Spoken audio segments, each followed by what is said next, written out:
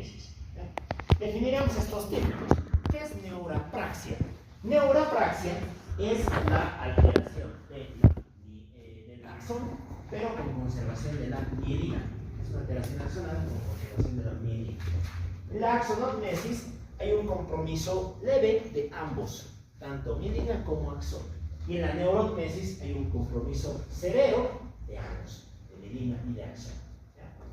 Esta es una clasificación que nos permite en cierta parte orientar el diagnóstico, ¿no? Si usted tiene un problema de ambos, pues el problema está ahí. Si el problema está solamente en el axón, pues el problema está ahí. Muy bien. ¿Qué más? Bueno, esto en cuanto a los estudios complementarios. Muy bien, vámonos con los síndromes. Lo he dicho, ¿cuáles eran los componentes del sistema nervioso periférico? Fibras, raíces, plexos. Por lo tanto, ¿qué posibles síndromes le pueden pasar al sistema nervioso periférico? Síndromes en las fibras, estos se conocen como los síndromes tronculares.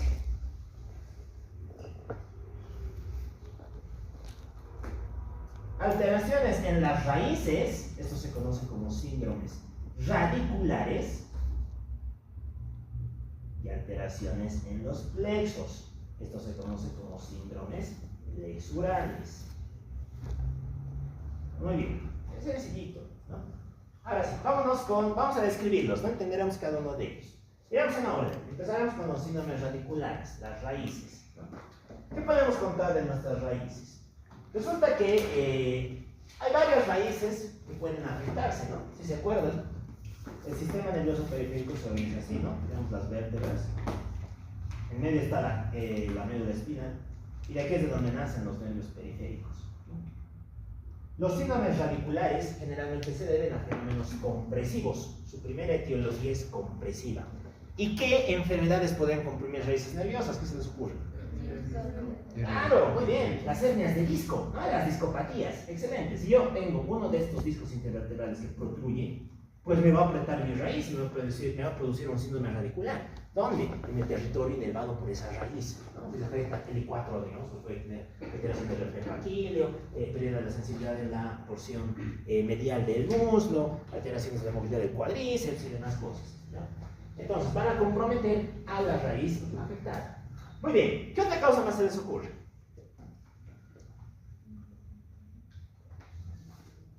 ¿Qué otra cosa más podría lesionar mi raíz? Por un mecanismo similar, compresivo. ¿Un tumor podría ser? Sí, ¿no? Sí. Más interesante que un tumor, una metástasis. Hay muchos tumores que les gusta hacer metástasis a la columna. Menciónenme dos. Si han visto, ¿no? Está en la parte.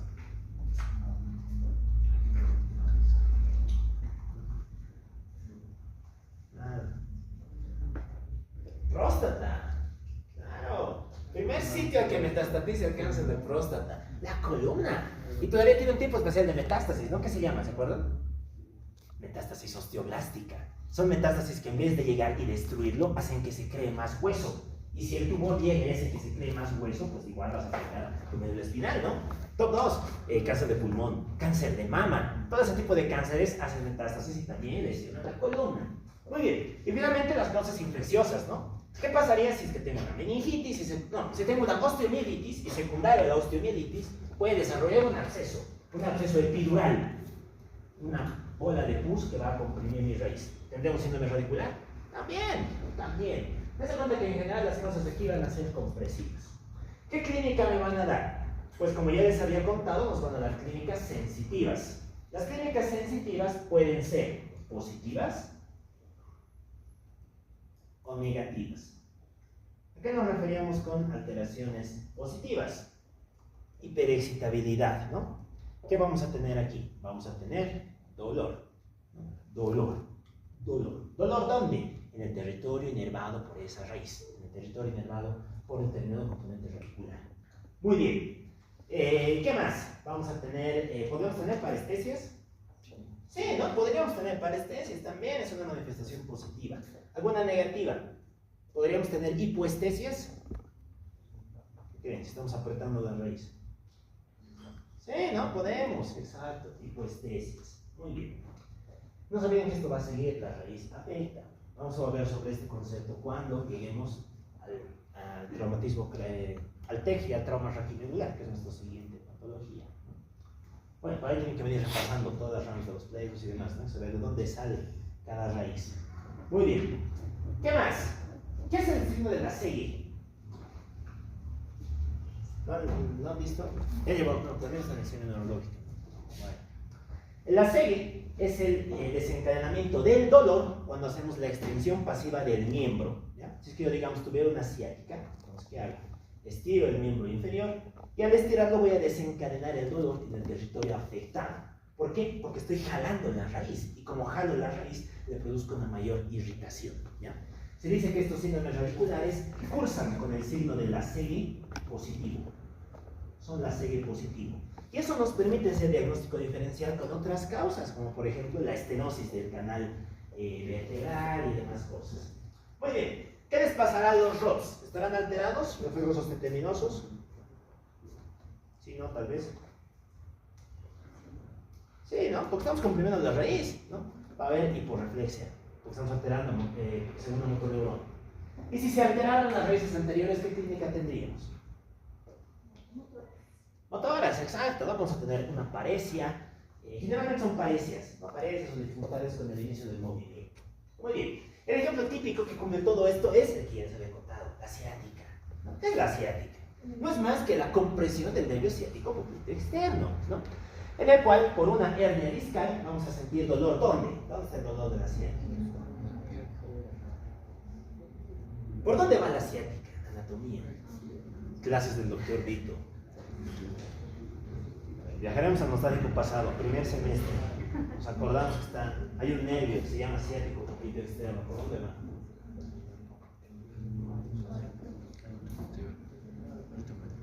Mucha nada, hemos colapsado. Bueno, tiene el recorrido posterior, ¿no? Se encarga de dar inervación sensitiva a la porción posterior del muslo, la porción posterior, de la nalga, del muslo, de la rodilla, de la pierna y demás cosas, ¿no? Entonces, ¿dónde vamos a sentir el dolor? ¿Dónde está el dolor de la ciática? En la región del glúteo, en la región glútea posterior, ¿no? ¿Y se queda ahí? No, se irradia. ¿A dónde se irradia?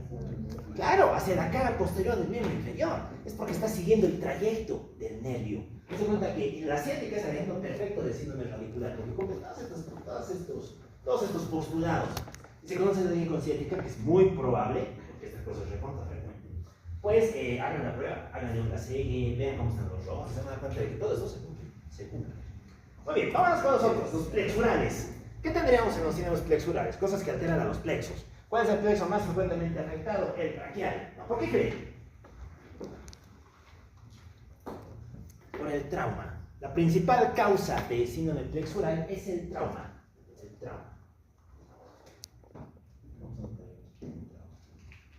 Pero trauma, bueno, puede ser el trauma haciendo alguna actividad laboral, ¿no? Pero generalmente hablamos del trauma obstétrico.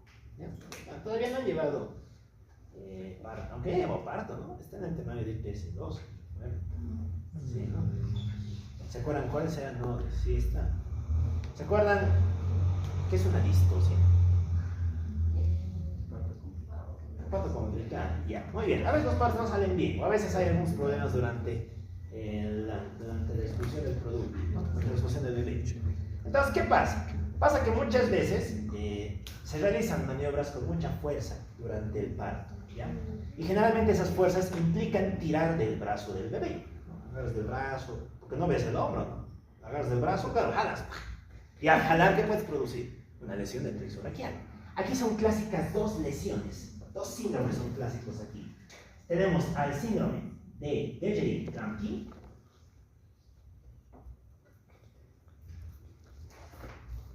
y tenemos al síndrome o parálisis de Ehlers-Danlos. El Ehlers-Danlos y el Dejerine-Kramkin. Ya. ¿Cuál es el chiste del Ehlers-Danlos? Aquí estamos lesionando raíces altas, ¿no? Estamos lesionando raíz C5, C6. C5, C6. En cambio, el Dejerine-Kramkin suele afectar raíces inferiores, C8, T1, T1. Por eso es que los libros lo van a encontrar como síndrome superior del plexo braquial y síndrome inferior del plexo braquial. ¿Ya? Pensaremos, ¿qué va a pasar si tuviéramos un Ehlers-Danlos? ¿Qué esperaríamos encontrar en nuestro bebé? ¿Parálisis de qué? ¿De todo el peso braquial? No, de no.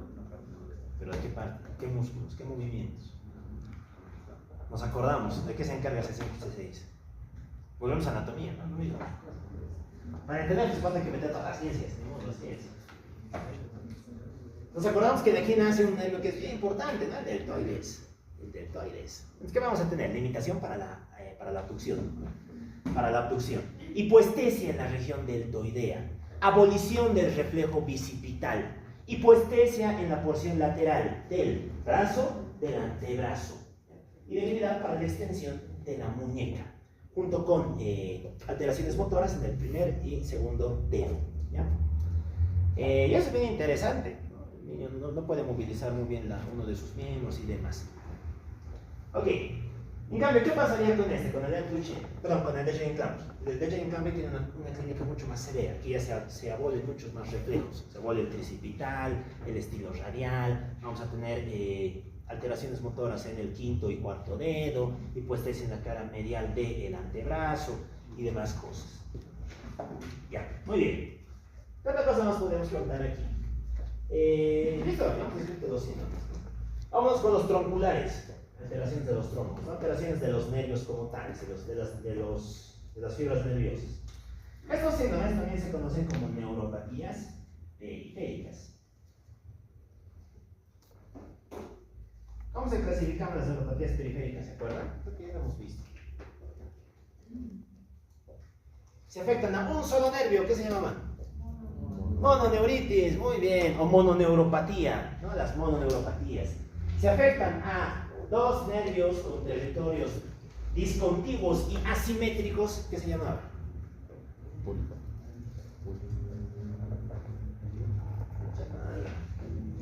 Mononeuritis múltiple. La mononeuritis múltiple. Y si afectamos varios territorios simétricos, ¿qué se llaman?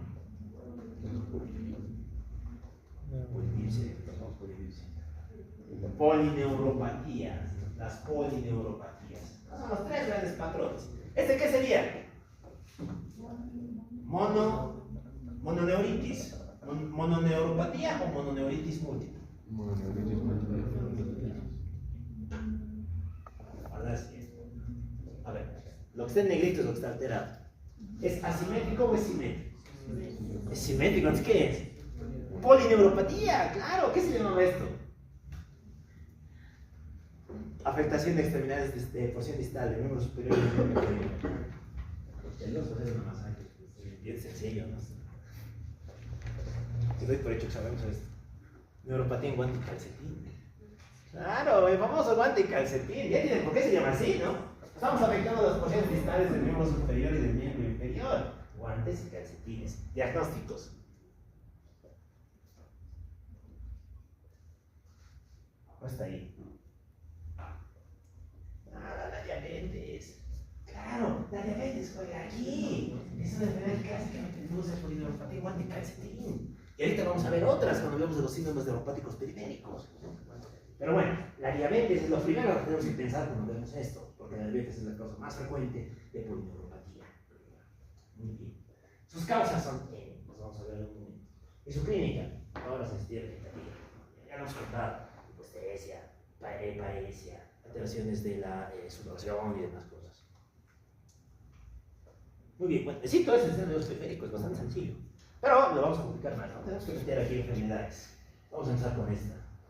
Lo puedo borrar, ¿no? Ya. Enfermedad que es sumamente interesante. Es alucinante. Alucinante el curso clínico. Uy, que tiene esta enfermedad.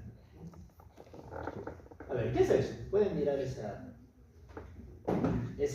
imagen patológica, pues como y más o menos deducir de qué estamos hablando.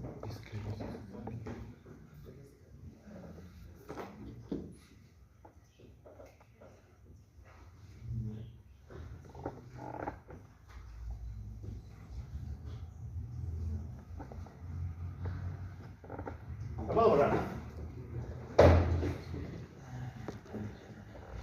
¿Cómo es? ¿Ideas? ¿Qué les llama la atención ahí? Pues está todo bien. La siguiente es sano alta. Manejo por medicina del mundo.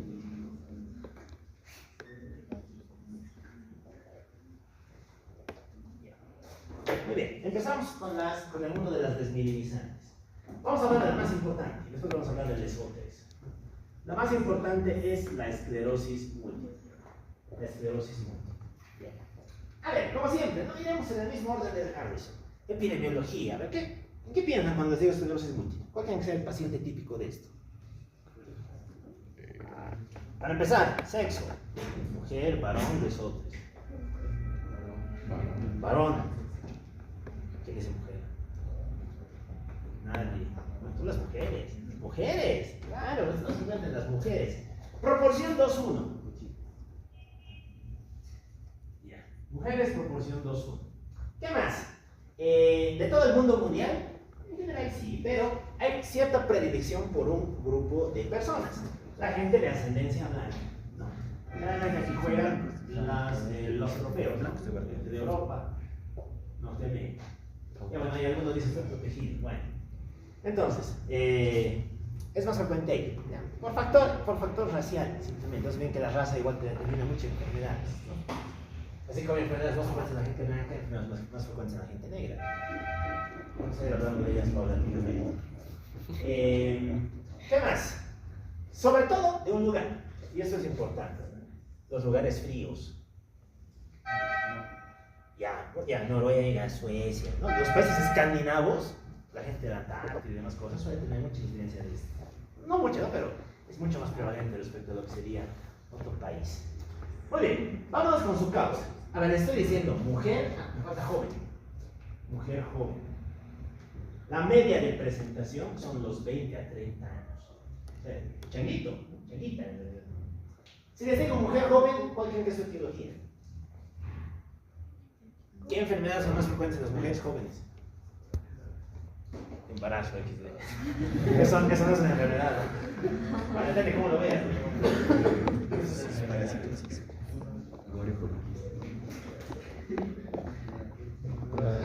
Ovario poliquístico. Ovario poliquístico. Patología fértil. Podría ser, ¿qué más? Diabetes.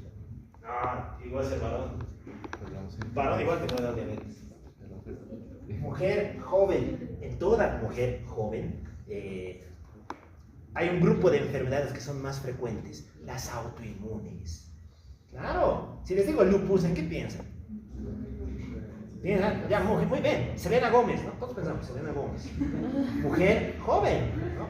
No pensamos en la reina Victoria, ¿no? Reina Victoria, artritis reumatoide. Es otro perfil del paciente, ¿no? Otro perfil del paciente. En general, las autoinmunes son más frecuentes en las mujeres jóvenes. Y tiene también su explicación, ¿saben cuál es?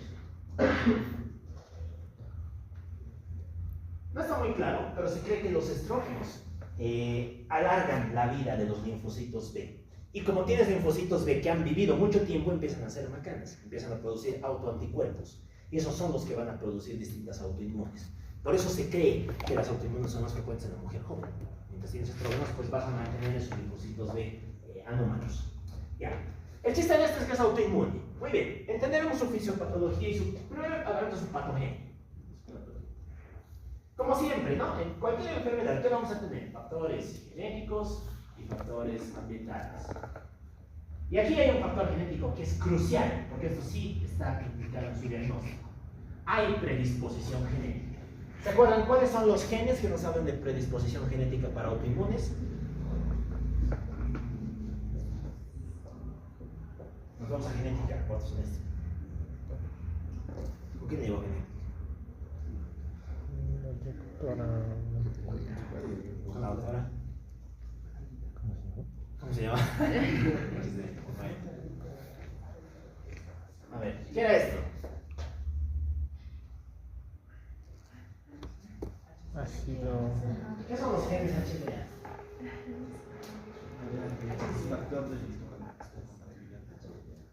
Ya, es el equivalente al MHC, ¿no? HLA quiere decir antígeno leucocital humano. Es el péptido de la presentación de los antígenos, el MHC, de compatibilidad. Ya, resulta que cuando hablamos de predisposición genética en autoinmunes, siempre va a estar metido este, ¿ya?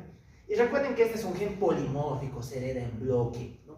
va a tener polimorfismos, tiene muchas variantes. Concretamente aquí vamos a hablar de dos, el HLA-DL2 y el HLA-DQ1.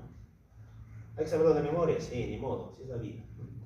Estos dos genes te predisponen, si los tienes, tienes una alta probabilidad de desarrollar esclerosis múltiple a largo plazo, ¿no? Muy bien, como siempre, ¿no? Los HLAs que hacen que presentes de manera típica antígenos. Tu cuerpo va a empezar a expresar cosas que normalmente no debería. Muy bien, dentro de lo ambiental, como les había dicho, el frío. Es algo bien interesante, ¿no? No se sabe por qué, pero el frío sí es un factor muy implicado en la patogenia de la esclerosis múltiple. Ya. ¿Qué otras cosas más se han implicado aquí? Se ha metido un virus. ¿Qué virus es el que está metido en todas las autoinmunes?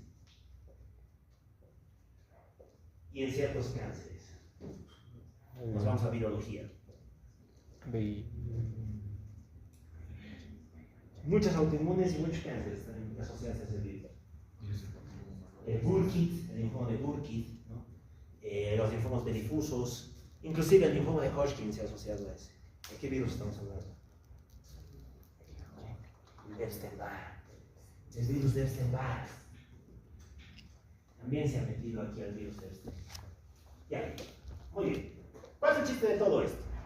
Esto se junta para producirnos la siguiente cascada. En un momento de tu vida, tú que eres persona predispuesta, vas a empezar a expresar péptidos atípicos. ¿Qué péptidos vas a expresar? Vas a expresar dos moléculas, la PBP y la PLR.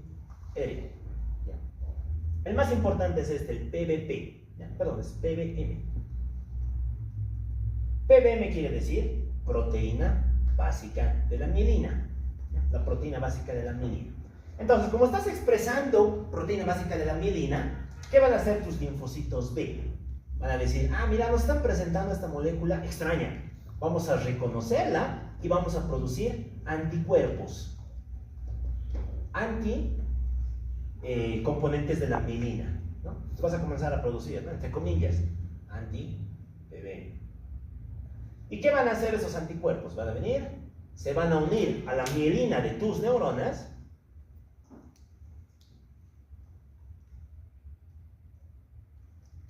Y como tienes un anticuerpo pegado a tu mielina, ¿qué va a hacer el sistema inmune? ¿Lo va a destruir? No. No, ¿cómo que no? ¿Para qué sirve un anticuerpo?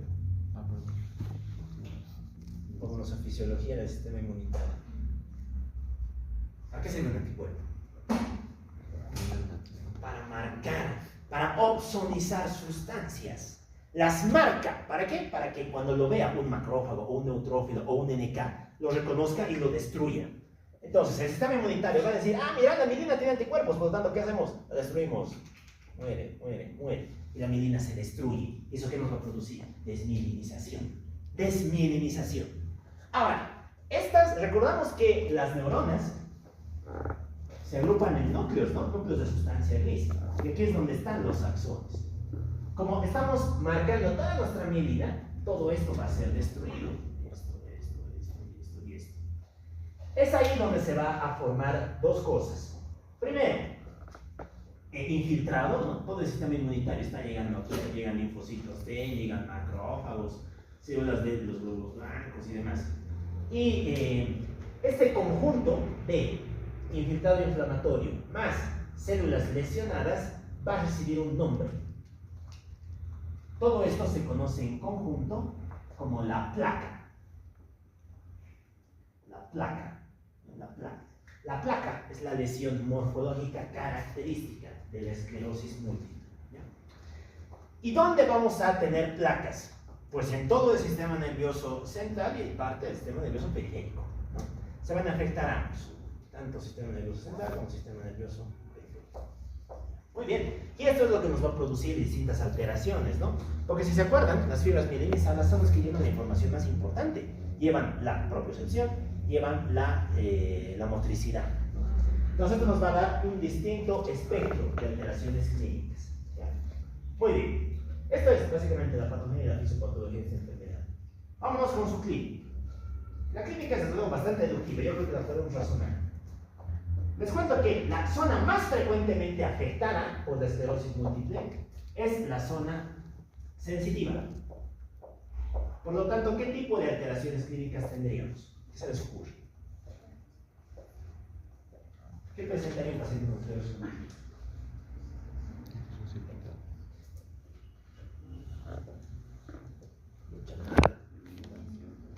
¿Cuál? Adinamia. ¿Qué pasaba cuando se lesionan las vías sensitivas? Ustedes deberían poder razonar eso.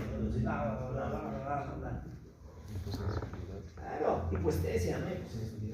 Hipoestesia, anestesia, parestesias. Lo más habitual suelen ser parestesias. Y después tenemos hipoestesias, anestesias y demás. ¿Dónde? Depende.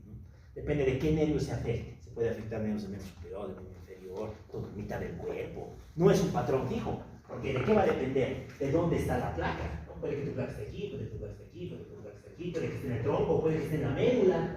Entonces va a depender mucho de la zona que esté afectada. Muy bien. ¿Qué pasa? Todas alteraciones motoras.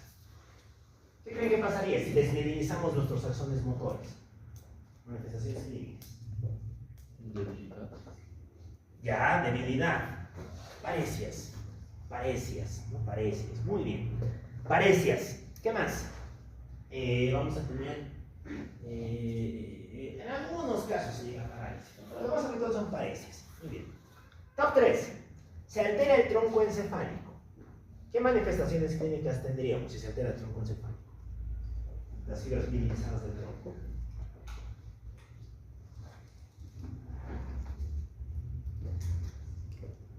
Ahora nos acordamos, ¿quién vivía en el tronco? ¿Qué se encuentra en el tronco? Los núcleos de los pares craneales, ¿no? Entonces, ¿qué vamos a tener? Clínica de pares craneales, ¿no? ¿Qué se les ocurre? ¿Podemos tener disartria? Sí, no podemos tener disartria. ¿Podemos tener nistagmo? Podríamos. Y dentro de todos estos hay dos alteraciones que son clásicas. La oftalmoplejía internuclear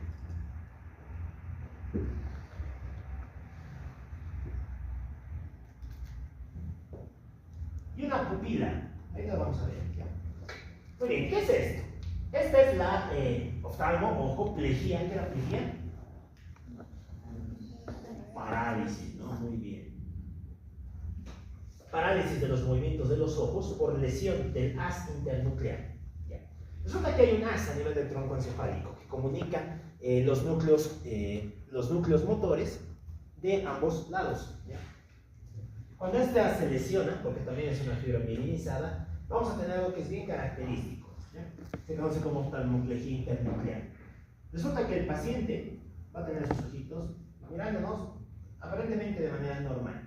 Pero cuando le pedimos que haga abducción hacia un lado, digamos hacia este lado, el ojo que está bien lo va a poder hacer. Pero el otro ojo no. Se queda paralizado. No puede abducir, no puede dirigirse hacia el otro lado. ¿Ya? Entonces, ¿qué va a hacer este? ¿Se acuerdan qué hacía? Cuando uno de los ojos se iba a un costado solito, nistagmo, no empieza a temblar, duda. Dice, ¿por qué yo me he ido solito y este otro no? Empieza a temblar y vuelve a su posición habitual. Va a volver aquí, a donde estaba, ¿no? Eso se conoce como movimiento nistagmoide, porque es similar a un nistagmo. Muy bien, esta lesión es característica, bien característica de la esclerosis múltiple. Muy bien, ¿cuál es el otro signo? Es también un defecto de la pupila. Se conoce como defecto pupilar aferente relativo. Bueno, tiene nombre propio, lo han debido ver cuando han estudiado inspección, ¿no? En semiología. ¿Se acuerdan las alteraciones de la pupila? Había pupilas con nombres propios, ¿no? No, Argyll Robertson. Claro. ¿Han estudiado las pupilas? Marcus Boone, Addy, Horner, Argyll Robertson. Son las alteraciones de la pupila. Bueno, si no repasen, pues tiene su rostro. Debe estar en Argentina también. Está en el Argentina. Muy bien. Hay que repasar. Ya, el chiste es el mismo. Estamos lesionando fibras del tronco encefálico, por lo tanto vamos a tener un efecto de los reflejos fotomotores. ¿En qué consiste esto? Consiste en que el reflejo fotomotor está conservado. Vamos a nombrar con esta linternita. ¿Qué pasaba cuando nombramos con la linterna el reflejo fotomotor? Midriasis. Midriasis. Claro. miosis, no miosis. Muy bien. Miosis, ¿ya? Esto pasa normalmente. Pero ¿qué pasa en el DPAR? En el DPAR, como estas fibras no están conectadas, cuando alumbremos uno de los ojos, va a ser miosis, pero el otro no. El otro va a seguir en midriasis. ¿No? Entonces, ¿qué se llama este reflejo? ¿Se acuerdan? Cuando alumbramos un ojo y el otro hace lo mismo que el otro. Consensual. Muy consensual. Se altera el consensual, pero se mantiene el fotomotor de un lado. ¿Ya? Y si alumbramos, de hecho, este ojo, este sí va a poder hacer miosis. Pero este otro. Ya, muy bien. ¿Qué más? Bueno, esto es lo más característico, ¿no? A nivel electrónico. Muy bien, seguimos. Tenemos alteraciones del globo ocular. Aquí aparece algo bien característico: la neuritis óptica retrovulvar. Lo mismo, ¿no? ¿El nervio óptico está mielinizado, sí o no? ¿Cómo es, sí o no? No, todos deben gritar al unísono, ¿no? Sí, está mielinizado. Claro, está mielinizado. Si no estuviera mielinizado, imagínense cuánto tardaríamos en mandar las imágenes. No nos sirve, ¿no? Está mielinizado. Como está mielinizado, ¿se puede afectar? Sí, se puede afectar. Se puede inflamar por la misma placa. Y como esta afectación ocurre en la parte posterior del globo ocular, porque aquí es donde está nuestra pupila y aquí es donde está el nervio, se llama neuritis óptica retrovulvar. La retrovulvar. Es otra característica de la esclerosis múltiple. Muy bien. Y después ya tendríamos lesotres, ¿no? Otros. ¿Quiénes son los otros? Hablamos de otros. Vemos. Sexto es otros. Quinto, cerebelo. Y ahora sí, tienen que recitarme todo esto. ¿Cuáles son las manifestaciones de lesión cerebelosa? Ataxia. ¿Qué más?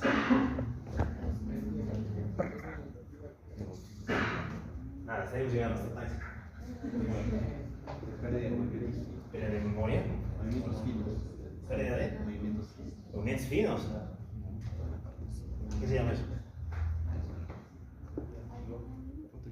No es como tal eso, ¿no? Es una alteración en las pruebas que lo valora. Dismetría. Dismetría. Alteraciones de prueba de la nariz, tobillo, rodilla y demás. Ya, ¿qué más? Habla escándida. ¿No? El habla escándida. Muy bien. Y trastornos de la marcha, ¿no? Es lo mismo, esto ya lo sabemos. No se cuenta que es deducir, simplemente es aplicar y entender. Lesiones del cerebelo hacen lesionados por esto. Muy bien, voy a tener bla, bla, bla, bla, bla, bla, bla. Quinto síntoma de frecuencia. Y ahora sí, sexto, otros. Bueno, y aquí pueden estar lo que se imaginen, ¿no? Estas son alteraciones relativamente raras, pero pueden haber. ¿Qué tendríamos? Tendríamos disautonomías, alteraciones del sistema nervioso autónomo. Aquí juega la hipotensión ortostática, la incontinencia urinaria. Tenemos convulsiones, que es raro, pero puede haber, puede. ¿Qué más? Tendríamos alteraciones de otros sentidos, alteraciones de la audición, bueno, y una serie de síntomas más que son bastante infrecuentes. Ya, resulta que todo esto te aparece de golpe. No sé si conoce bien con esclerosis múltiple. A veces sí, es relativamente frecuente. La vida del paciente con esclerosis múltiple es que tengo todos mis síntomas en un momento, tengo una crisis, así se llama, crisis de esclerosis múltiple. Y como tengo mi crisis, ¿qué hago? Me internan. ¿Cuánto me internan? Un día, 2 días. Me dan X tratamiento, que hoy te vamos a deducir. Y después vuelvo a mi vida normal. Vuelvo plenamente reincorporada. Y hago mis cosas bien. Y así voy a estar un tiempo hasta que me vuelva a dar mi crisis, me vuelva a internar y después pueda volver a hacer mi vida totalmente normal. Así vive el paciente con esclerosis múltiple. La esclerosis múltiple se caracteriza por presentarse a manera de crisis. ¿Qué es una crisis? La expresión de estos síntomas por un periodo de 24 horas por lo menos, más de 24 horas. Tienes que expresarlos por lo menos más de 24 horas. Muy bien. Resulta que lo que les he contado, este curso clínico, es lo que ha llevado a la clasificación clínica de la esclerosis múltiple, que es la que estamos observando representada aquí. Ya, muy bien, vamos a entender este dibujo, que no es muy complejo. Resulta que hay 4 formas en las que se puede presentar la esclerosis múltiple, o más que presentar, en las que puede evolucionar. La primera es la que les he contado, ¿no? Yo estoy feliz con mi vida, tranquilo, crisis. Me interno, me rehabilito. Estoy feliz con mi vida, tranquilo, no me pasa nada. Estoy igual que ustedes. Camino, ando, río y demás. Me vuelve a dar otra crisis. Me internan, recupero y sigo con mi vida. Voy a andar oscilando así en toda mi vida, ¿ya? Esta es la forma más frecuente de esclerosis. Se conoce como el patrón remitente recurrente. ¿Ya? El patrón remitente recurrente. ¿Por qué? Porque me da la crisis, recurre y después se pierde, remite. Recurre, remite, recurre, remite, recurre, remite. ¿Ya? La mayor parte de personas juegan aquí. Muy bien. Pues resulta que este patrón puede variar, puede tener variantes, puede tener cambios. Y aquí es donde vamos a hablar de las demás. ¿Ya? ¿Qué pasa en el segundo? En el segundo, yo estoy feliz, ¿no? Tengo mi crisis, recupero. Tengo mi crisis, recupero. Pero cuando me dé otra crisis, ya no voy a recuperar totalmente. Me va a quedar una secuela. Y esta secuela ya es de por vida. Digamos que en esta crisis he tenido parestesias en mi miembro superior. Y cuando ya ha pasado la crisis, me quedo con mis parestesias toda mi vida. Ahí ya no ha pasado la crisis, ¿no? Me ha quedado una secuela. Y ya no me reincorpora como estaba. Me va a volver a dar otra crisis y puede que aquí se me quede otra secuela. Otra crisis, otra secuela, otra crisis, otra secuela. Y se cuenta que aquí ya no me normalizo, voy acumulando secuelas. Esto corresponde a la forma progresiva recurrente. Estoy progresando, estoy evolucionando, ¿no? Y esto es malo, ¿no? Porque ya, como sea, la sensación de un miembro ya, qué bien puedes vivir. Pero hemos dicho que eso también te produce neuritis, eso te produce ceguera.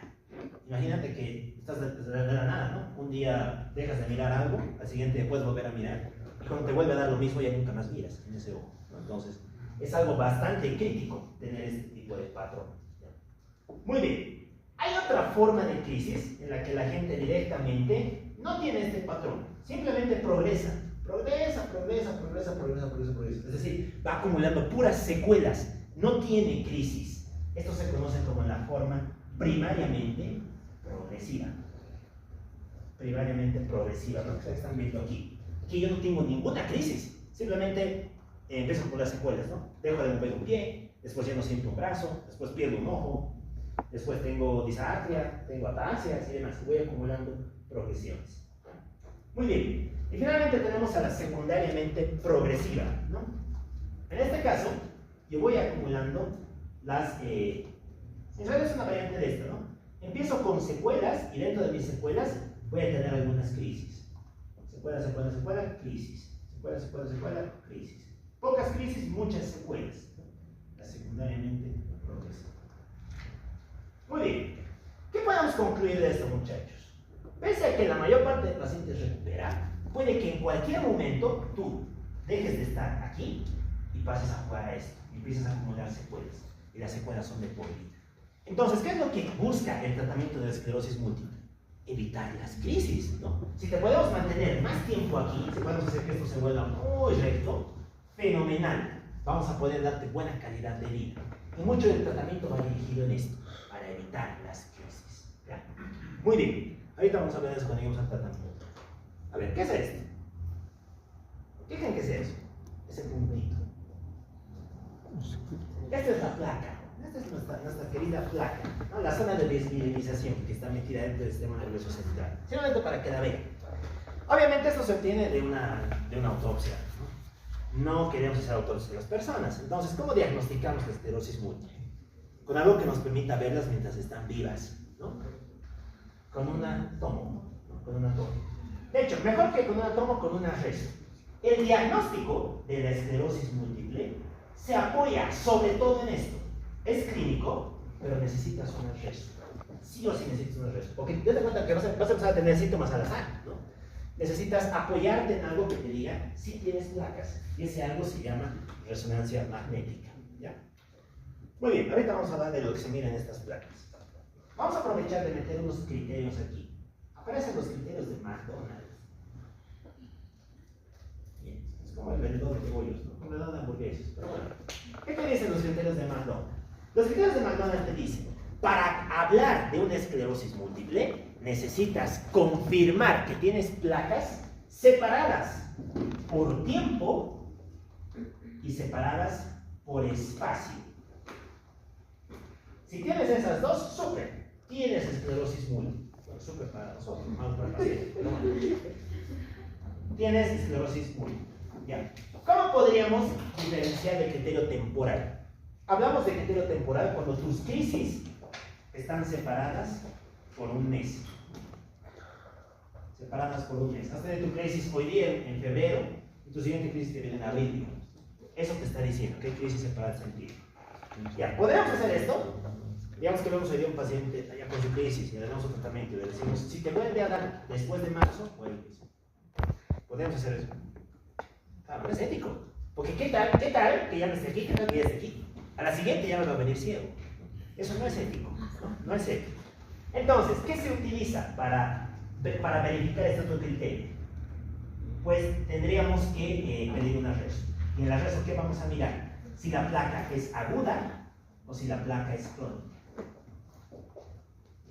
¿Cómo veríamos que nuestra placa es aguda? Las placas agudas son así, son hiperintensas, se ven de un color blanquecino en la resonancia magnética. Ya se llama la violencia polinária, ¿no? Sí, no, ya estarían capacitados para interpretar estas cosas. Pero bueno, las lesiones agudas se van a observar así, ¿no? Blanquecinas. En cambio, las placas crónicas, las placas antiguas, se van a observar de un color hipointenso, ¿no? Como estas o como estas. Les digo que son mucho más claras. Tener una aguda más una crónica ya te dice, pues, has tenido placas antes y tienes placas ahora. Te permite cumplir tu criterio de temporalidad. ¿Ya? Y hay una manera más de verificar este criterio de temporalidad, que si no te sirve ninguna de estas, también podrías usar. Mides el líquido cefalorraquídeo. ¿Ya? ¿Qué creen que esperaríamos encontrar en el líquido cefalorraquídeo? Basado en todo lo que hemos contado de la fisiopatología, ¿qué esperarías encontrar? ¿Encontraríamos bacterias? ¿Qué encontraríamos? Linfocitos. Podría ser, pero no hay linfocitos. ¿Quién más estaba en la fisiopatología de la enfermedad? Si no es el linfocito, ¿quién puede ser? ¿No? Nada. ¿Qué dice no del linfocito? El anticuerpo. Claro, vamos a ver anticuerpos en el líquido cefalorraquídeo. Eso se llama bandas oligoclonales. Saben que siempre que hablamos de clonas, generalmente nos referimos a anticuerpos, ¿no? Oligoclonales. Bandas oligoclonales. Esto es tener un alto número de anticuerpos en el líquido cefalorraquídeo con un bajo nivel de células y clásicamente niveles de proteínas y glucosa casi normales, o los españoles le llaman falsamente normales, o normalmente anormales, pero bueno, es lo mismo, bandas oligoclonales. Esto también se utiliza como criterio de temporalidad. Ya, vámonos con criterios de espacio. ¿Cómo podríamos ver que tienes criterio de espacio? Bueno, el primero es clínico, ¿no? Que tu crisis afecte dos regiones diferentes, ¿no? Digamos que hoy día en febrero has tenido ceguera, ¿no? Neuritis óptica. Y en abril vas a tener ataxia con disartria y con dismetría, lesión de cerebelo. ¿Estamos cumpliendo el criterio de espacio? Sí, ¿no? Porque no se lesionaba nervio óptico y en el otro se lesiona cerebelo. Bueno, ¿pero podemos hacer eso? No, pues, porque puede que no recuperes, ¿no? Puede que te quedes con lesión cerebelosa de por vida. Entonces, ¿qué es lo que usamos para evitar eso? La resonancia. ¿Y aquí qué vamos a buscar? Las lesiones clásicas. Las zonas clásicas. Hay 5 zonas que son consideradas clásicas de la esclerosis múltiple. La zona cortical, la zona periventricular, médula espinal, tronco encefálico, cerebelo. Son las 5 regiones. Muy bien. Inclusive hay una que tiene nombre propio, ¿no? Que no está aquí. Hay una en la que alrededor de los ventrículos se forman estos pequeños puntitos. Se dice que son como dedos, como que alguien pidiera que sean sus dedos encima. Eso se llama los dedos de Dawson. Es un signo radiológico característico de la esclerosis múltiple, ¿no? Y que es clásico de las formas periventriculares. Muy bien, ¿qué estamos viendo? Justamente esas placas. Ya sé que hay placas en la médula, placas Dawson. Así, Dawson. Los deditos de Dawson. Placas en médula, placas en corteza, placas corticales, ¿no? Periventriculares. Este es aquí está el cerebro, ¿no? Estamos viendo el tronco encefálico, territoriales y demás. Muy bien. McDonald te dice, cumples este y este, diagnóstico hecho. ¿Listo? Cuando este diagnóstico hecho, ¿qué vamos a hacer? Vamos a dar un tratamiento. ¿Cuál creen que sería el tratamiento? ¿Con qué tratarían esto? Pues miren que la fisiopatología nos determina el tratamiento de la enfermedad. Volvemos a lo mismo, ¿no? ¿Qué está en la fisiopatología? ¿Quiénes participan en la enfermedad? ¿Hay bacterias? Anticuerpos, ya. ¿Y quién produce esos anticuerpos? El linfocito B. ¿Qué podríamos usar para que no se produzcan ni anticuerpos y para inhibir a los linfocitos B? ¿Qué se les ocurre? ¿Qué daría? ¿Ya han llevado farmacología de la inflamación? No. ¿Cómo decía no? Bueno, igual tiene que pasar. Hay que conocer los antiinflamatorios y demás. ¿Daríamos un antiinflamatorio, sí o no? Sí, pues, claro, vamos a dar un antiinflamatorio, un inmunosupresor. Le damos paracetamol, el viejo confiable. Le damos sinometacina, una I. ¿Qué fármaco es antiinflamatorio y un muy buen inmunosupresor? ¿Y a qué familia pertenece la betamilazona? Claro, a los antiinflamatorios esteroideos. El manejo de esto es con corticoides. Lo mismo, lo vamos a dividir en dos: tratamiento de las crisis y tratamiento de mantenimiento. Estás con tu crisis, ¿qué te vamos a dar? Te vamos a dar corticoides. Pero no te vamos a dar una tableta cada día. Te vamos a bombardear con corticoides. Te vamos a poner bolos intravenosos de metilprednisolona. Se pone 1 gramo kilogramo día. Eso es, imagínate, 70, si pesa 70 kilos, ¿cuánto te vamos a meter? Se bombardea al paciente con corticoides. ¿Por qué? La dosis tiene que saberla, porque eso varía. Obviamente los cuento como referencia. ¿Por qué? Porque, como les digo, te pueden dejar secuelas. Esto ya no recuperas. Con eso no se juega. Por eso se bombardea al paciente con metilprednisolona. Ni siquiera te damos prednisona, te damos metilprednisolona, que es un supercorticoide y también es bastante grave, pero bueno. ¿Qué más? No funciona, digamos. ¿Qué haríamos? Le hemos puesto tantos corticoides que está con un Cushing agudo y aún así no ha mejorado. ¿Qué haríamos? ¿Qué se les ocurre que podríamos hacer? ¿Podríamos hacer algo para filtrar la sangre y quitar esos anticuerpos? ¿Sí o no? Sí, se puede. Existe eso. ¿Saben qué se llama? Plasmaféresis. ¿Lo han debido escuchar? ¿Tiene sentido? ¿Quién me está molestando? ¿Dónde está mi problema? Con el anticuerpo. Si filtro mi sangre, la hago pasar a través de una máquina y esa máquina filtra el anticuerpo, ¡listo! Problema resuelto. La plasmaféresis se usa cuando no responde a corticoides. Cuando no ha respondido a corticoides. Muy bien. Listo, con esto fija mejoras. Y si no, pues ya vemos qué hacemos. Pero por lo menos lo mínimo que tienen que saber. Y sobre todo, si tienen alguien con esclerosis múltiple, ¿por qué se interna? Porque como les digo, el tratamiento es con corticoides intravenosos. Por eso se internan 1 o 2 días. Te ponen el corticoide en el hospital, recuperan y chao. Vuelves y sigues comiendo.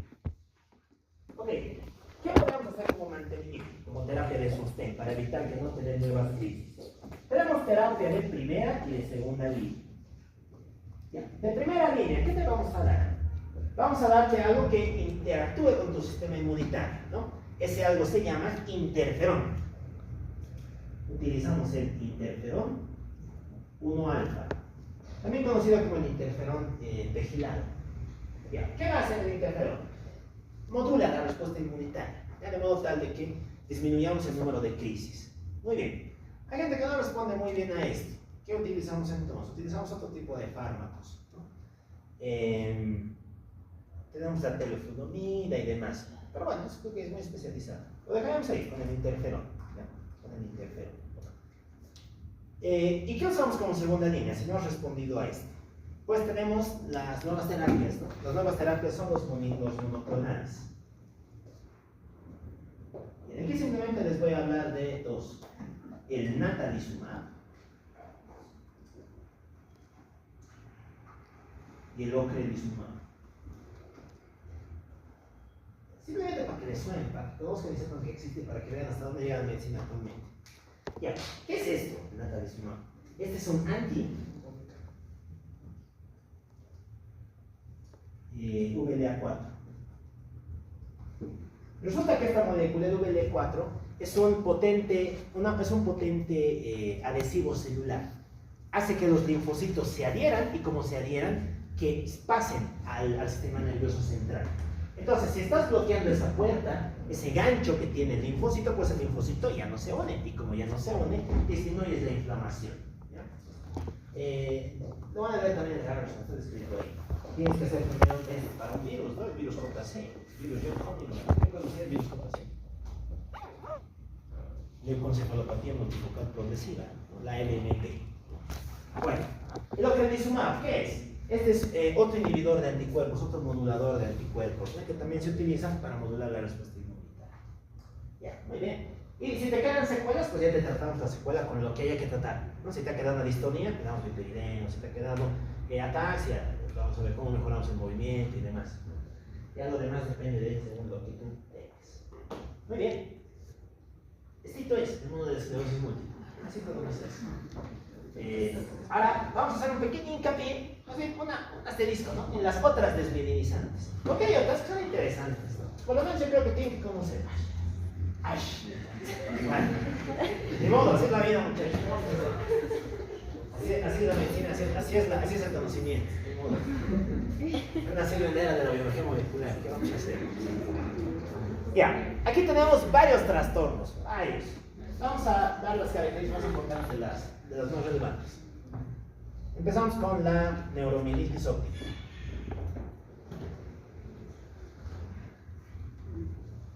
También conocida como enfermedad de Taber. ¿Y a qué creen que sea eso? Neuromielitis óptica. Etiología incierta. Presencia de un anticuerpo. Anticuerpos anti-aquaporina de tipo 4. ¿Para qué servían las aquaporinas? Vámonos a esto. Aquaporinas.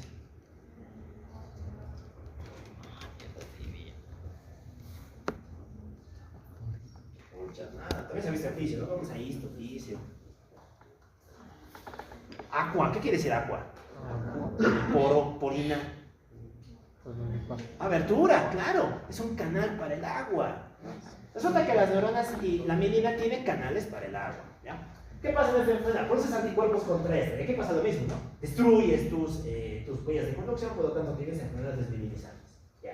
3 características clínicas. Lo mismo, ¿no? El nombre nos lo dice. Vamos a tener afectación de la médula, ¿no? Una mielitis,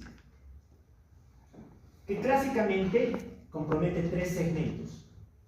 3 segmentos afectados. ¿No? Pueden ser C1, C2, C3, C4, C5, C6, 3 segmentos contiguos. ¿Ya? ¿Qué más? Óptica. ¿Qué creen que vamos a tener? ¿Tendremos neuritis óptica? Sí, ¿no? ¿Por qué lo dicen el nombre? Vamos a tener neuritis óptica. Igualita a la de la esclerosis múltiple, sí, igualita a la de la esclerosis múltiple. ¿Ya? Y hay una característica más. Vamos a presentar el conocido como síndrome del área postrema. ¿Para qué sirve el área postrema? Nos vamos a neonato. Segundo semestre. ¿Para qué servía el área postrema?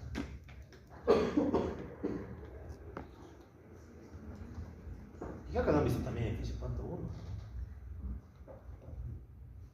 Nada. El vómito. Es el centro del vómito. Claro. Y creo que vómito está en Fisiopanto 1. Pero bueno. Sí. Ahí, ¿no? Listo.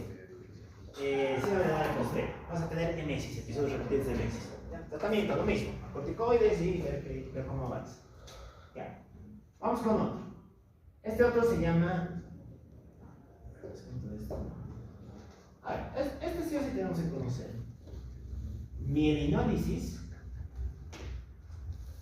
central ondina. ¿Qué es esto? A ver, ¿quién se acuerda? Le vamos a regalar una ropita. Tiene hasta contar 5, 4, 3. Porque eso también es fisiopato 1, por eso te estoy diciendo. 2, 1. Nada. ¿Han llevado un trastorno electrolíticos? ¿Lo han visto? ¿Cuál es la principal complicación? O más bien, ¿cuándo aparece la epidemiosis central pontina? Cuando corriges rápidamente una hiponatremia. Es la reacción adversa de la corrección rápida de una hiponatremia. Por eso, han hecho las fórmulas para corregir el sodio, ¿no? Déficit de sodio y demás. Sodio apostado por peso y demás. Ahí les han debido decir que la hiponatremia nunca se corrige rápido. Nunca. Nunca. Puedes producir esto por daño osmótico de la neurona. ¿Ya? Y esto es brutal. ¿Por qué? Porque esto, ¿qué te va a producir? Te va a producir algo que me parece que suena mejor en el idioma original, ¿no? Los gringos le han llamado el locked-in syndrome. A ver, vámonos a T internacionalízate. ¿Qué sería eso? Ya no llaman T internacionalízate, ¿no? Síndrome eslavo. No, tampoco lleva eso. Bueno, hay que repasar. Ya. En español, eso se llama el síndrome del encerrado o el síndrome del enclaustrado. Del enclaustrado. La persona pierde la movilidad en todo su cuerpo. No puede mover nada. Lo único que mueve son los ojos. Porque es como si estuviera encerrado en su propio cuerpo. El señor está paralizado, mira abajo, para arriba. Está despierto, no está consciente. Gira, pero no hace nada más. Porque todo su cuerpo se ha desminimizado. Hemos afectado la vía central, la vía del puente. Y eso es brutal. Hemos separado corteza de lo que está por debajo.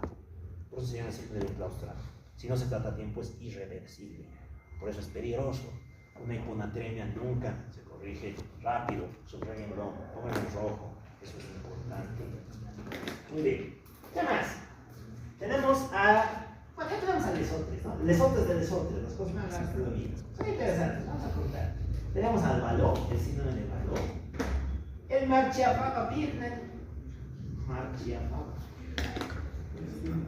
¿Qué es eso? Tiene un nombre interesante. ¿Y qué más? ¿Qué me estoy olvidando?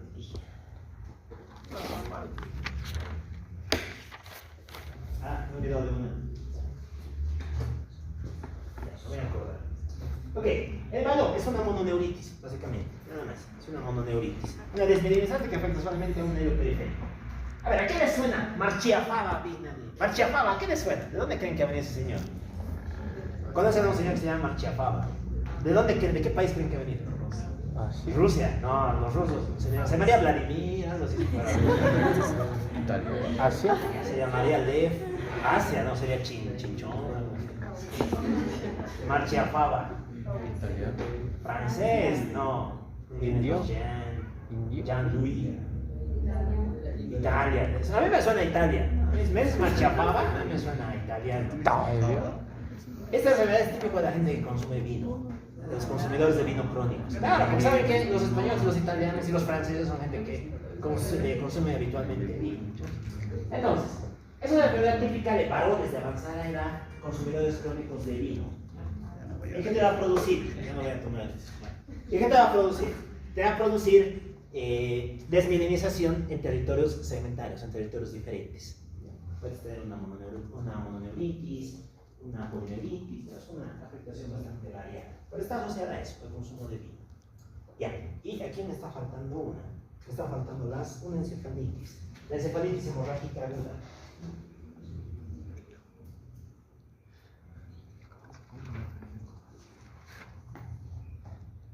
Esta en realidad es una forma muy severa de decir desminimizante. Causa incierta. Sí se ha asociado a dos fenómenos. Antecedente de infección viral, sobre todo una infección respiratoria alta, y el segundo, vacunación. No por eso vamos a decir no se vacunen, no, obviamente, pero se asocia en algunos casos al uso de vacunas por virus vivos atenuados. Eso van a mirar en pediatría, en la clasificación de las vacunas. Bueno, ¿cuál es el chiste de esto? De que se cree que el sistema inmune confunde ese virus con la mielina, la ataca, y además asocia cuadros hemorrágicos. ¿Y esto qué te va a producir? Un cuadro potencialmente mortal. Si no lo tratas rápido, mueres en 24 horas, ¿no? Es un cuadro sistémico, va a haber afectación de muchos sistemas, va a haber parálisis, alteraciones de sensibilidad y demás. Bien, muy bien. Estas son las otras, ¿no? Ahora sí habíamos terminado las desminimizantes. Listo, ahora sí, vamos con la siguiente. El Guillain-Barré. Yo creo que es más sencillito, ¿no? Ya nos suena este. A ver, vamos a hacer un viaje otra vez, tercer y cuarto semestre. Causas de Guillain-Barré. ¿Les suena? ¿No? Yo estoy seguro que les suena. A todos nos suena Guillain-Barré, todos lo sabemos. Infección.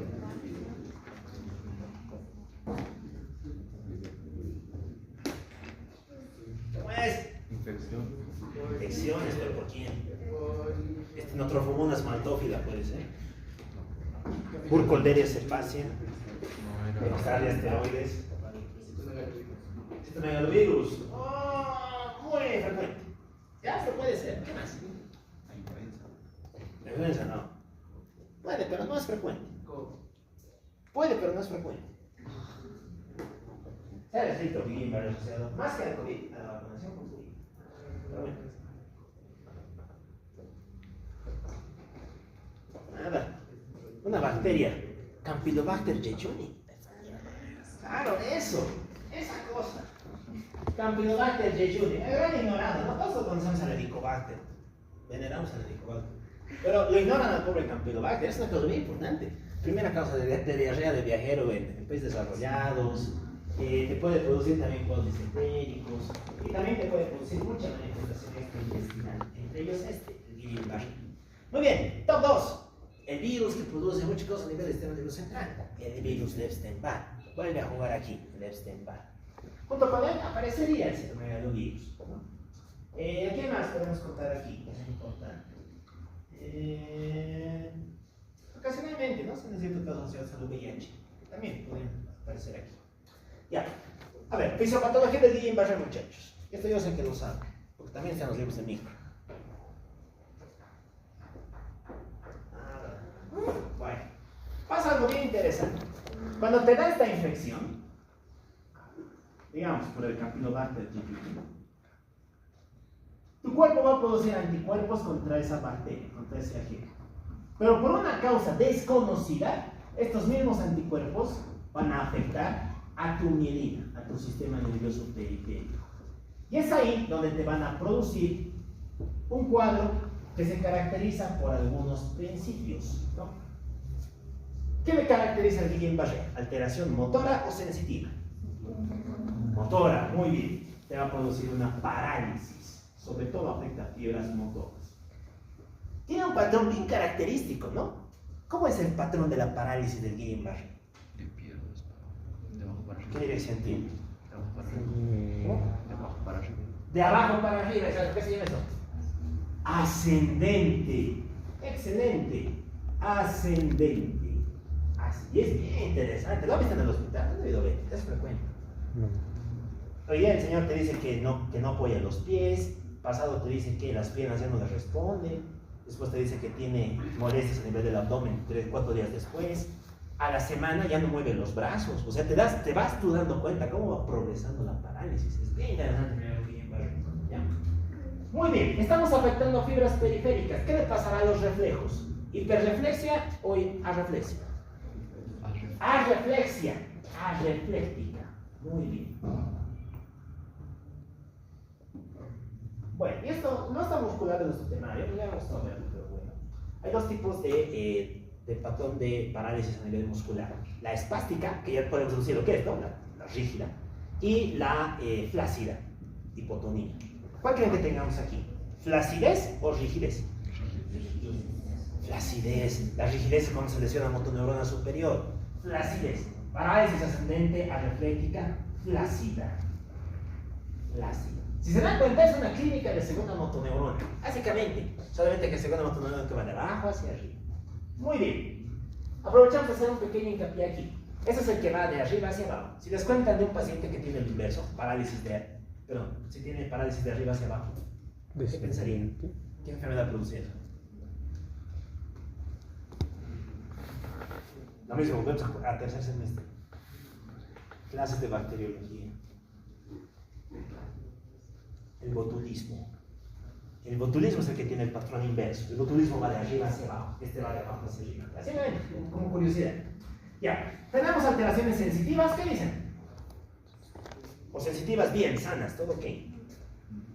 Tenemos, pero son leves, bastante leves. ¿Ya? Vamos a tener hipoestesia. Pero lo más frecuente, con mucha diferencia, es simplemente tener parestesias. Parestesias. ¿Ya? De hecho, es raro, muy raro ver hipoestesias. Lo más habitual es tener parestesias. ¿Ya? ¿Tenemos alteraciones vegetativas autónomas? Sí. Pero hay algo que nunca va a haber.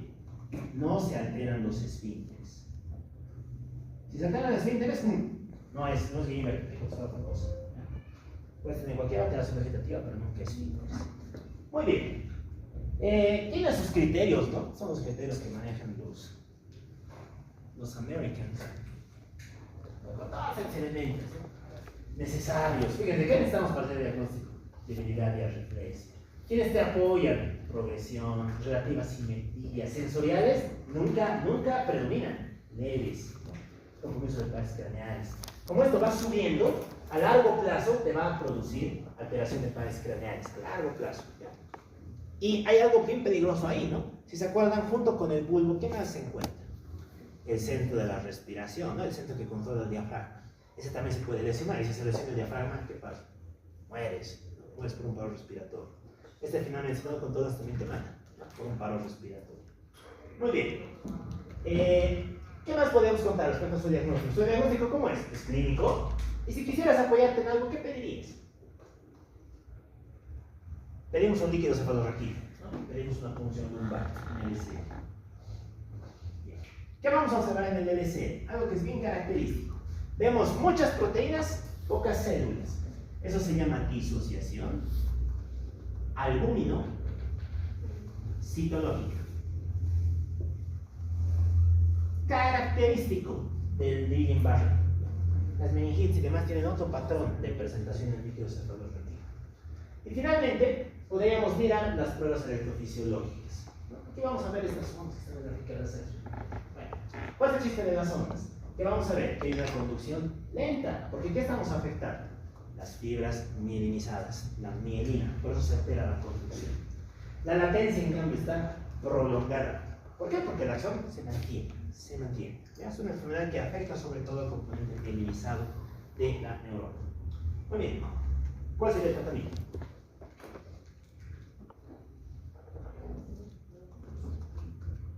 Nuevamente, ¿no? Tus anticuerpos están confundiendo. ¿Tenemos corticoides? Sí, no. Bueno, podríamos dar, pero no te sirve, no te ayuda. Aquí no sirven los corticoides. ¿Qué tenemos que dar? Usamos otra cosa, usamos algo bien interesante. Usamos inmunoglobulinas. Bien. Como les decía, aquí el anticuerpo se está confundiendo, ¿no? Y así como confunde la bacteria con el sistema nervioso periférico, nosotros le estamos dando anticuerpos ¿para qué? Para que se confunda más todavía. Y en vez de unirse a la mielina, para que se unan a estos anticuerpos que le estamos dando. Como se unen, ya no te molesta, ¿no? Y de ese modo el cuadro mejora. Si no funciona, ¿qué haríamos? ¿Qué harían? El problema está mediado por anticuerpos. ¿Qué podemos hacer? ¿Te conectamos a una máquina que se filtre la sangre para quitar esos anticuerpos? Sí, ¿no? Sí, claro. Si no funciona, plasmaféresis. Otra vez, plasmaféresis. Ya, muy bien. Listo. Hay que tratarlo bien, ¿no? Porque como les decía, si no, sigue subiendo y te produce parálisis vulvar. Ya, muy bien. Para terminar, vamos a hablar del autónomo. Vamos a hablar de los dos temas fuertes hoy día. Del autónomo, ¿qué vamos a decir? Cosas bien puntuales. 4 regiones, 4 zonas de control. Región cortical. ¿Qué sistema controla el autónomo a nivel de la corteza? El sistema límbico. No, el sistema límbico, pues. Muy bien, ¿cuál es el gran centro integrador, sobre todo del simpático? El hipotálamo, ¿no? Recordamos que el hipotálamo se encarga del control de todas las funciones autónomas, de todas las funciones vegetativas. Y ese hipotálamo se divide en 2 zonas. Una zona anterior, que controla al parasimpático, y una zona posterior, que controla al simpático. Siendo más importante la posterior. Seguimos bajando, nos vamos al tronco encefálico y a la médula. ¿Se acuerdan por cuál de las astas de la médula bajaban las fibras parasimpáticas?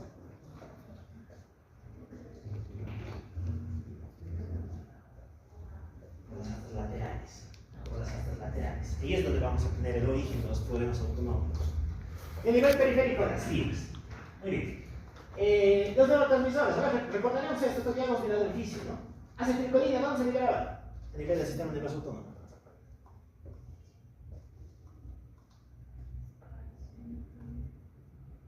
Mucha nada, ¿cómo dónde se libera? Se va a querer pasar. Neurotransmisores que están bien dominados. Acetilcolina en componentes presinápticos o primera neurona de simpático y parasimpático y segunda neurona de parasimpático. Primera neurona de simpático y parasimpático y segunda neurona de parasimpático. ¿Dónde liberamos noradrenalina? En la segunda neurona del simpático. Solamente ahí, en la segunda neurona del simpático. Con dos excepciones importantes, ¿no? Las glándulas sudoríparas y algunos elementos musculares lisos. Muy bien. La pupila y la eyaculación, ya, eso lo veremos rápidamente. A ver, preguntas de. Y esta es la pregunta del doctor Víctor. Porque esta es la respuesta.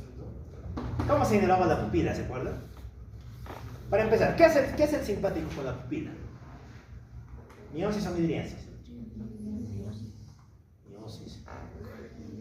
Midriasis, claro, dilata la pupila, ¿no? ¿Cómo está controlado? ¿Quién controla ese simpático?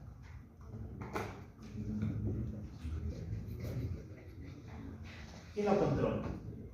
Lo controla el ganglio cervical superior, ¿no? El ganglio cervical superior. Es importante, ¿no? Porque este ganglio cervical superior hace una conexión aquí arriba con los núcleos del hipotálamo.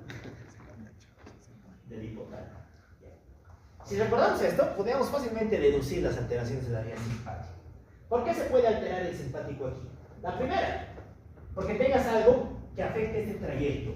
Si se acuerdan, este trayecto es el que acompaña a la arteria carótida interna, ¿no? Viene acompañando a la carótida.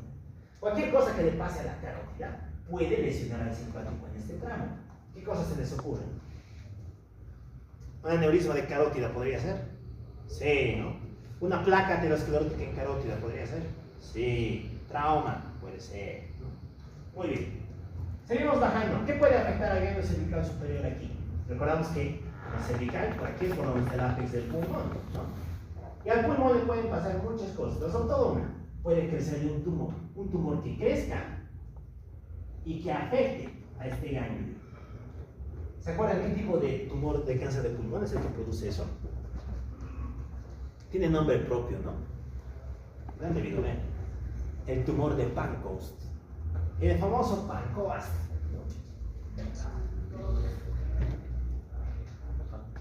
El Pancoast, ¿no? ¿Y el Pancoast qué es? No es más que un carcinoma de tipo epidermoide. Es el carcinoma epidermoide de pulmón, que crece a nivel del ápex y que comprime a las fibras del ganglio cervical superior. ¿Qué te producía el Pancoast? ¿Se acuerdan? Tiene nombre, ¿no? Ese síndrome. Síndrome de Claude Bernard Horner. El Horner para los amigos, ¿no? Muy bien. ¿Qué le caracterizaba el síndrome de Claude Bernard Horner? Anhidrosis, tosis y miosis. Miosis. Claro, porque el simpático hace midriasis. Si se lesiona el simpático, ¿puedes hacer midriasis?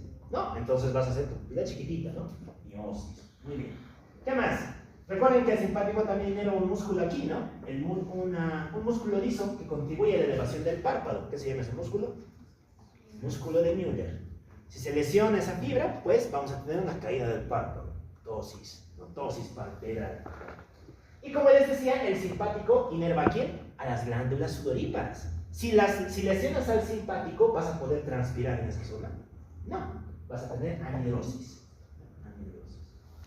Tosis y anhidrosis. Es un tan interesante que es, ¿no? Relacionados con los aquí están, aquí, ¿no? Pero tenemos que tener cierta base para deducir eso. Muy bien. Vamos con el parasimpático. ¿Para qué sirve el parasimpático? ¿Qué hace? ¿Miosis o midriasis? Miosis. Muy bien, hace miosis. ¿Cuál es el nervio que lleva la inervación parasimpática a la pupila? Ahora nos vamos a los pares craneales. ¿Cómo es? ¿Cuál de los pares para escanear yo eso. El segundo par, el óptico, ¿sí o no? El tercer. ¿Cómo es? ¿Cuál es? Pares craneales. Nuestra siguiente clase es troncoencefálico. Vamos a, tenemos que dominar los núcleos, los pares craneales, si no, estamos muertos en este momento. ¿Cuál? ¿El patético? No, falacia. Estamos adivinando. Ya, el tercero, el tercero. No se olviden que el tercer par craneal es motor y también es vegetativo, es parasimpático, ¿no?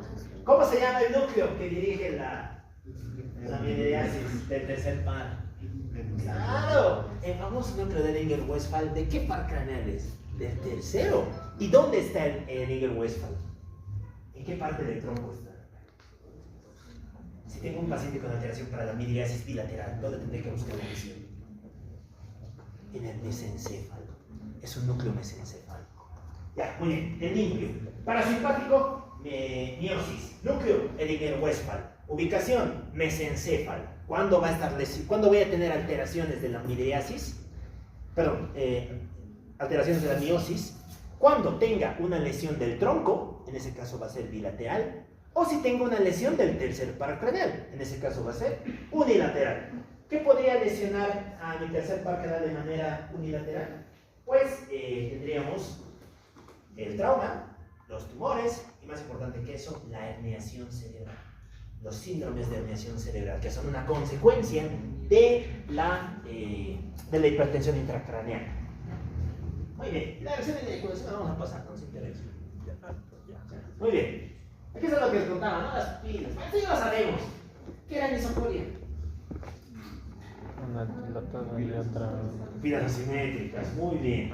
Las dos mióticas, ¿no? Las dos midriáticas. Recordar esto es claro. Los reflejos también, no se olviden, ¿no? ¿Cuántos reflejos había? ¿Cuáles son los reflejos pupilares? Ya no sabo. Ya no quiero jugar. ¿Cuáles son los reflejos pupilares? Todo eso preguntamos en las rondas, por si acaso.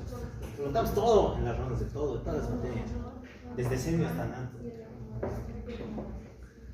Reflejo, conductor, consensual, acomodación, excelente, no excelente. Sobre todo, ¿qué valoramos aquí con simpático y parasimpático? Fotomotor y consensual, ¿no? Acomodación nos permite ver la integridad de las vías a nivel del tronco encefálico. Muy bien. Tenemos los reflejos cardiovasculares, ¿no? Aquí tendríamos las pruebas globales, el postural, ¿qué es esto? Te vamos midiendo la presión, ¿no? En decúbito, 1 minuto después de que te has sentado y a los 5 minutos después de que te has sentado. ¿Cuánto tiene que variar? 15 milímetros de mercurio entre medida y medida. ¿Y el Valsalva? ¿Qué es el Valsalva? Es un método. Importantísimo el Valsalva. Vamos a hablar de esto cuando lleguemos a cardio. Hacer presión. ¿Hacer presión? No. Aumentar tu presión ¿En dónde? ¿Arterial o intraocular?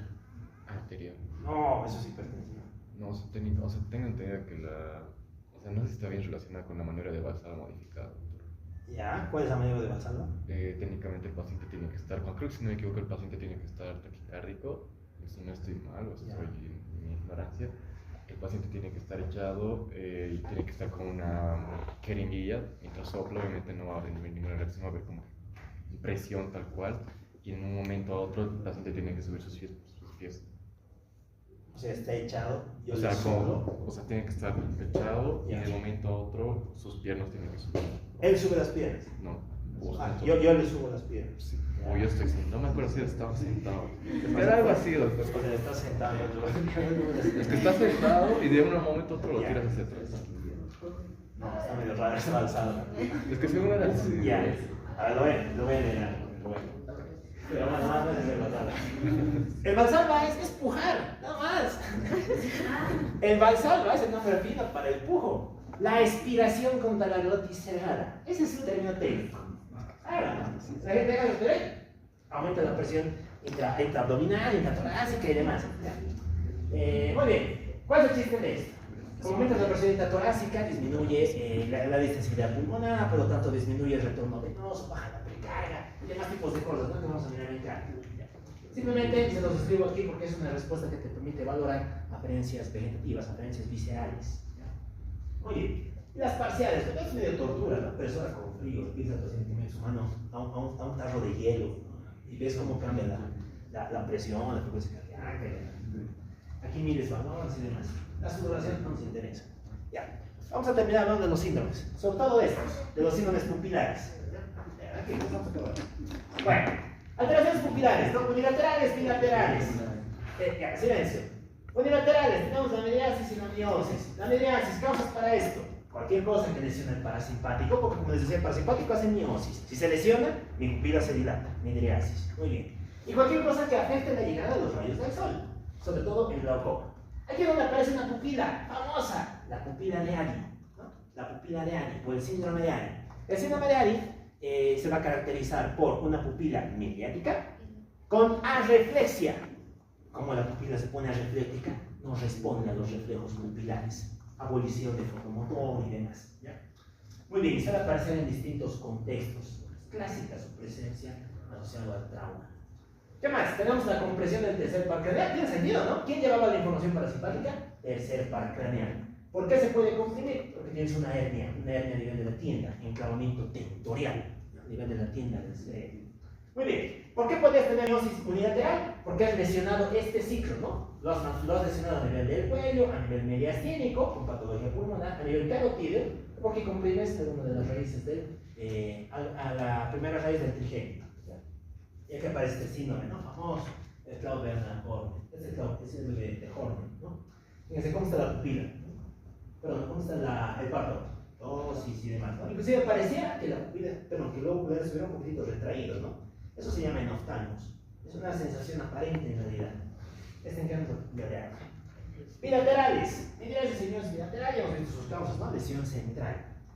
Y aquí aparece la pupila de Argyll-Robertson, ¿no? ¿Dónde estaba la pupila de Argyll-Robertson? No la hemos contado, ¿no? Ah, está aquí.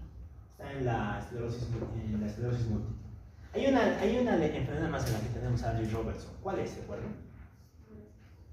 En la sífilis, exacto. En la tabis. También se presenta en la neurosífilis. Muy bien, la disfunción sexual masculina que puede ser la elección de la eyaculación. Ya, los vegetativos difusos. Aquí simplemente vamos a hablar de los dos más relevantes. Uno ya lo hemos tocado ayer. ¿Se acuerdan qué era el síndrome de Scheidegger?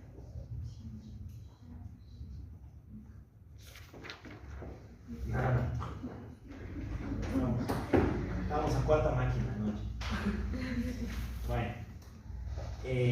Parkinsonismo más disautonomía. Recuerden que es un síndrome Parkinson Plus de Scheidegger, ¿no? Juega ahí.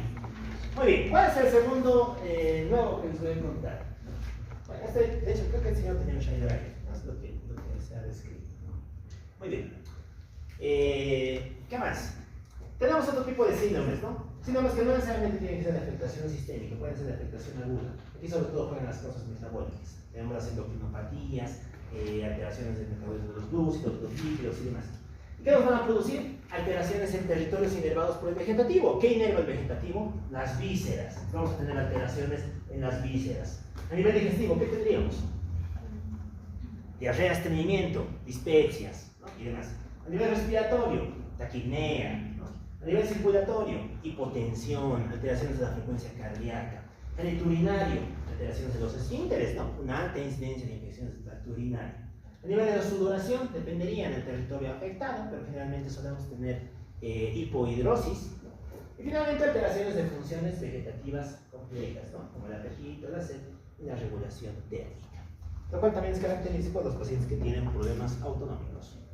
La diabetes por ahí, no se ve muy lejos. Muy bien, listo, lo vamos a dejar ahí entonces. Hemos avanzado bastante. La siguiente clase hacemos el tronco y la médula.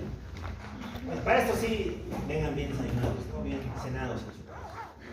Porque este tema es un poquito de eso. Van a salir como 15 síndromes para cada uno de los segmentos del tema. Así que ni modo, hay que conocerlos. ¿Qué vamos a hacer? Life is just this.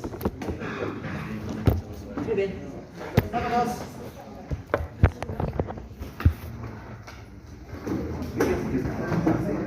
De hecho,